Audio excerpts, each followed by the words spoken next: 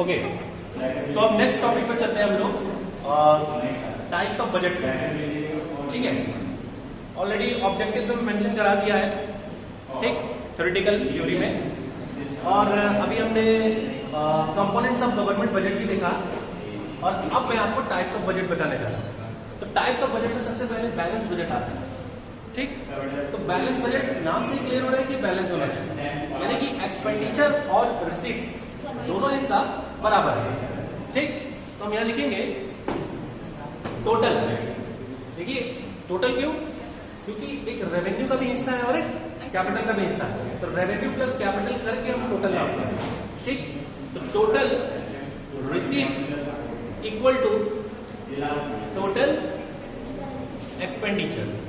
ठीक, जब हम सरप्लस बजट की बात करते हैं तो कहते हैं total receipt is greater than total expenditure.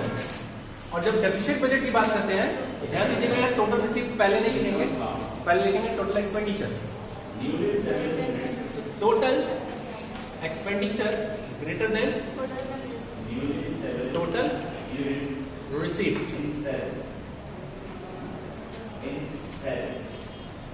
ठीक, अब बेसिकली ये फॉर्मूला जानना बहुत बड़ी बात नहीं है, इसमें पूछता क्या है वो समझिए। कि बैलेंस बजट में पूछता है कि ये तो पूछेगा कि बैलेंस बजट क्या होता है और इसके इम्प्लीकेशन क्या होते हैं, यानी कि इसका प्रभाव क्या पड़ता है। देखिए बैलेंस बजट किसी इकोनॉमी के लिए कुछ हद तक ठीक हो सकता है। ठीक, बैलेंस करने का मतलब कि भाई हम बैलेंस होकर चल रहे हैं, लेकिन ये फर्दर आगे के लिए अच्छा नहीं माना जाता। इकोनॉमिक कंडीशन के लिए बैलेंस बजट कभी अच्छा नहीं माना जाता। क्यों? क्योंकि आप बैलेंस होके चलेंगे तो कभी भी फर्दर डेवलपमेंट नहीं कर पाएंगे। कोई नेक्स्ट डेवलपमेंट के लिए या आगे जो एक्सपेंडिचर करना है, इनोवेटिव प्रोजेक्ट करने हैं, वो काम आपसे नहीं हो पाएगा। बैलेंस बजट से सेंस क्या कि जितना इनकम है उतना ही खर्चा करके ले दे के बराबर हो जा रहा है। तो वो बैलेंस बजट का अगर प्रभाव देखेंगे तो बैलेंस बजट शॉर्ट टर्म के लिए तो ठीक है, लेकिन लॉन्ग टर्म में ये फिर इकोनॉमी को बहुत तगड़ा नुकसान पहुंचाएगा। ठीक, हमारे पास जब डेवलपमेंट के चांसेस नहीं रहेंगे फिर आगे डेवलप नहीं कर पाएंगे, और जब डेवलप नहीं कर पाएंगे तो फिर एक जीडीपी जो होगी वो फिर डाउनफॉल करेगी। ओके, दूसरी चीज है सरप्लस बजट। सरप्लस बजट में टोटल रिसीव और टोटल एक्सपेंडिचर। अब देखिए इसके भी कुछ प्रभाव होते हैं कि अगर सरप्लस बजट चला जा रहा है तो उसका क्या कोई इम्पैक्ट पड़ता है इकोनॉमी पे। कुछ हद तक देखिए इसके फायदे भी हैं और कुछ नुकसान भी। फायदा ये है कि भाई सरप्लस बजट है तो डेवलपमेंट के चांसेस बढ़ जाएंगे, गवर्नमेंट अपने एक्सपेंडिचर्स को बढ़ा देंगे।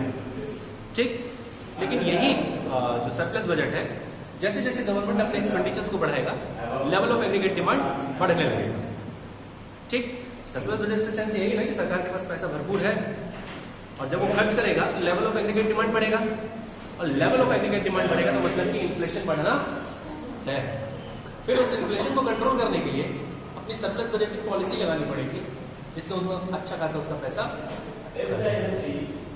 ठीक, और भी इम्प्लीकेशन है वो हम उसमें देखते जाएंगे, जब नोट्स लिखते जाएंगे तो नोट्स में आपको इसके विस्तार मिलते जाएंगे इम्प्लीकेशन के एक दो पॉइंट्स। ठीक, तीसरा है डेफिसिट बजट। डेफिसिट बजट में क्लियर है घाटे का बजट, और भारत इसमें तो माहिर है डेफिसिट बजट में। तो डेफिसिट बजट अक्सर रहता है। ठीक, और हाँ अगर इंडिया निकला है तो काफी हद तक जो उसका बैलेंस ऑफ पेमेंट डेफिसिट था, बीओपी डेफिसिट जो था, वो डेफिसिट उसने बहुत कम किया है पहले के मुकाबले।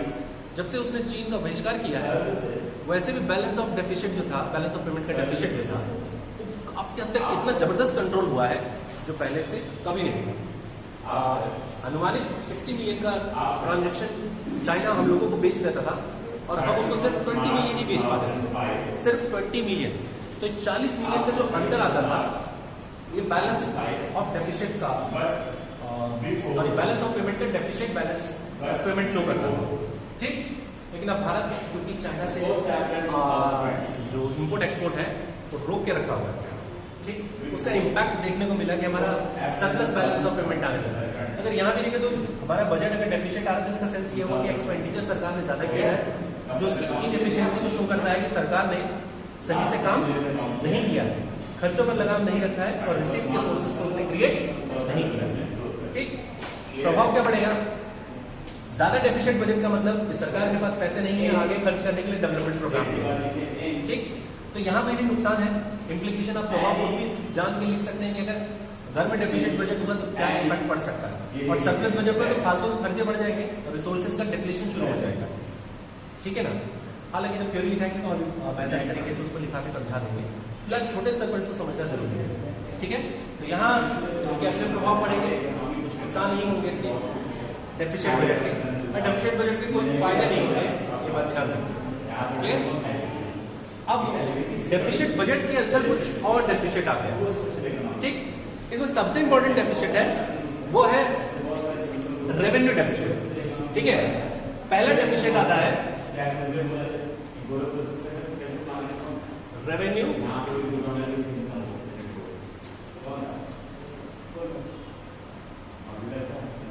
अब देखिए रेवेन्यू डेफिशिएंट क्या होता है? रेवेन्यू बजट है ना, उसमें दो चीजें आती हैं, क्या? रेवेन्यू रिसीप्ट्स और रेवेन्यू एक्सपेंडिचर। यानी जब रेवेन्यू एक्सपेंडिचर ग्रेटर हो जाए रेवेन्यू रिसिप्ट के मुकाबले, सरकार का मेन सोर्स ऑफ इनकम क्या है? रेवेन्यू रिसिप्ट, जिसमें से टैक्स और नॉन टैक्स सोर्स आते हैं। तो आपके सवाल ये भी आया होगा कि सर सिर्फ रेवेन्यू डेफिशिएंट क्यों है, कैपिटल डेफिशिएंट क्यों नहीं है? कैपिटल तो ऑलरेडी डेफिशिएंट में है भैया, उससे तो लायबिलिटीज बढ़ती है और एसेट्स घट जाते हैं, तो वैसे हम डेफिशिएंट मानेंगे। आगे बस उसमें अभी यहां फिलहाल चेक कर रहे हैं कि रेवेन्यू डेफिशिएंट में सरकार का जब रेवेन्यू एक्सपेंडिचर ग्रेटर हो जाए रेवेन्यू रिसीप्ट से, ठीक, तो कहलाएगा रेवेन्यू डेफिशिएंट। या इसी को और तोड़ के इसमें जब न्यूमेरिकल पूछता है तो न्यूमेरिकल में रेवेन्यू एक्सपेंडिचर का दो हिस्सा होता है ना, क्या? Plan plus non plan greater than, या माइनस भी लगा सकते, इसलिए मैंने कहा कि एक्सपेंडिचर आप पहले लिखेंगे। डेफिशिएंट है मतलब खर्चे ज्यादा है, डेफिशिएंट का मतलब यही होना कि एक्सपेंडिचर ज्यादा है, तो एक्सपेंडिचर आप पहले लिखेंगे। साइन माइनस का आप इधर ग्रेटर का हटा के माइनस का भी लिख सकते हैं, ठीक है, लेकिन थ्योरेटिकल समझाने के लिए ग्रेटर है, और यहीं फिर माइनस का साइन लग जाएगा, तो revenue expenditure minus revenue receipt. 200 खर्चे हुए, 100 इनकम था, कितने का घटा हुआ? कैसे पता चला? माइनस करके ही। ठीक, तो plan revenue expenditure plus non plan revenue expenditure minus या ग्रेटर देन, जो भी आप साइन लगाएं, टैक्स प्लस नॉन टैक्स। समझ में आ गया? दूसरी चीज आती है इसमें फिजिकल डेफिशिएंट।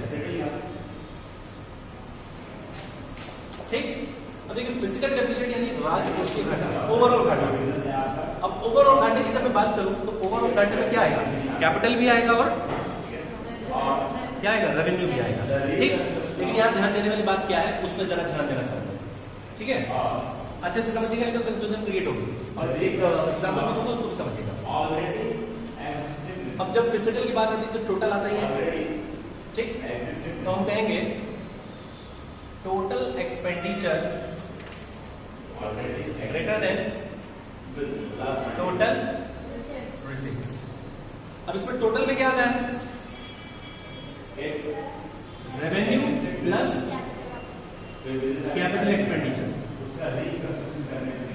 ठीक, और रिसीप्ट में क्या आ जाएगा? Revenue plus capital receipt. लेकिन इसके आगे एक लाइन जोड़ते हैं, एक्सक्लूडिंग बोरोइंग, बोरोइंग को हटाकर। इसको समझने के लिए ऐसे समझिए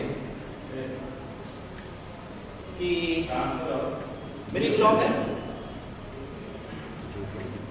और मेरी एक शॉप है, उसमें मेरे एक्सपेंडिचर्स जो है वो लगभग 200 हो गया, और इनकम जो जनरेट हुई मेरी, शॉप क्या मान लीजिए घर है, और इनकम जो है मेरी वो 150 हुई, ठीक है। ये मेरी रिसीप्ट हो गई या इनकम गई, रिसीप्ट ही लिख ली। और ये एक्सपेंडिचर। ओके, अब मैंने क्या किया, मार्केट से बोरोइंग खरीदी, मार्केट से उधार ले लिया। ठीक, मार्केट से मैंने इस बार उधार लिया 200 रुपए का। क्लियर? ये 200 रुपए जो मैं उधार लिया, ये मेरा क्या होगा, रिसिप्ट होगा ना। कौन सा रिसिप्ट कहलाएगा?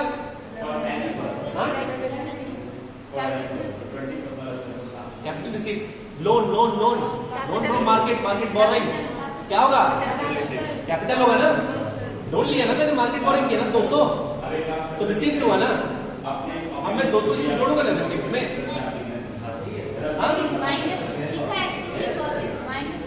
यही समझाना चाह रहा था कि मान लीजिए कि मेरा 150 रिसिप्ट हुआ सही तरीके से, मेरे पास बर्तन था, कुर्सी था, टेबल था, चेयर था, सब बेच दिया, रिसिप्ट हो गया, मेरे एसेट्स घटे। क्लियर? यहाँ 150 रुपये आया, रिसिप्ट आया मेरे पास। 200 रुपये एक्सपेंडिचर हुआ, घाटा भी कितने का है, 50 का घाटा है ना मेरे पास। अच्छा, अब मैंने मार्केट से 200 रुपये उठा लिया, मार्केट से बोरो कर लिया, जो कि कैपिटल रिसिप्ट होगा। आगे बस तो 200 रुपये में इसको जोड़ दूंगा तो टोटल रिसिप्ट पहुंच जाएगा 350। मैं घाटे में हो गया, अब तो मैं प्रॉफिट में आ गया। लेकिन कायदे से बताओ कि मैं सच में प्रॉफिट में था क्या? ये तो मैंने मार्केट से उठाया होता है ना। तो इसको मैं क्या करूंगा, हटा के नहीं चेक करूंगा। कोई भी अपना प्रॉफिट कैसे जोड़ेगा? भैया जो मैंने उधार लिया है वो मेरा रिसिप्ट कैसे होगा, उसको तो मैं हटा कर नापूंगा। ये जो रिसिप्ट होगा कैपिटल रिसिप्ट, तो कैपिटल रिसिप्ट से हमेशा कैपिटल रिसिप्ट में लिखा जाता है। कैपिटल रिसिप्ट है ना, उसमें लिखा जाता है एक्सक्लूडिंग बोरोइंग, यानी बोरोइंग हटा कर। कैपिटल रिसिप्ट में आपका सेल्स ऑफ, कैपिटल रिसिप्ट में आपका सेल्स ऑफ शेयर भी होगा। हाँ, कैपिटल रिसिप्ट में आपका सेल्स ऑफ शेयर भी होगा, मार्केट बोरोइंग भी होगा। तो जितना भी बोरो किया गया होगा, चाहे लोन लिया होगा फॉरेन कंट्री से, बैंक से, मार्केट से, ठीक, वो सारे लोन इसमें से हटा देंगे। उसके बाद देखेंगे शुद्ध रूप से हमारा रिसिप्ट कितना है, उसके अकॉर्डिंग कैलकुलेट। आगे बस समझे? तो इसलिए इस फॉर्मूले में लिखा जाता है कि total expenditure minus total receipt excluding borrowing. और बोरोइंग कभी भी रेवेन्यू रिसिप्ट में नहीं होता। बोरोइंग कहाँ होता है हमेशा? Capital receipt. सबको समझ में आया? कोई डाउट यहाँ पर? यहीं से आपके सारे फॉर्मूले, यहीं से सारे न्यूमेरिकल भी बनेंगे। हालांकि गवर्नमेंट बजट से कोई न्यूमेरिकल पूछता नहीं है, लेकिन अगर आपसे फॉर्मूले देके 1 नंबर में क्वेश्चन पूछा तो आप कैसे करेंगे? तो आपको यहीं से करना। ठीक है? इम्प्लीकेशन कभी कभी 3 नंबर में या 4 नंबर में आपसे लिखने के लिए पूछता है, इन तीनों का चाहे इन तीनों का। ओ सॉरी, तीसरा रहेगा प्राइमरी डेफिशिएंट। तो प्राइमरी डेफिशिएंट को अलग से अभी डिफाइन करते हैं। ये तो सब क्लियर हो गया सबको? अच्छा, अब प्राइमरी डेफिशिएंट को भी क्विक देख लीजिए कि प्राइमरी डेफिशिएंट में क्या होता है। देखिए प्राइमरी डेफिशिएंट,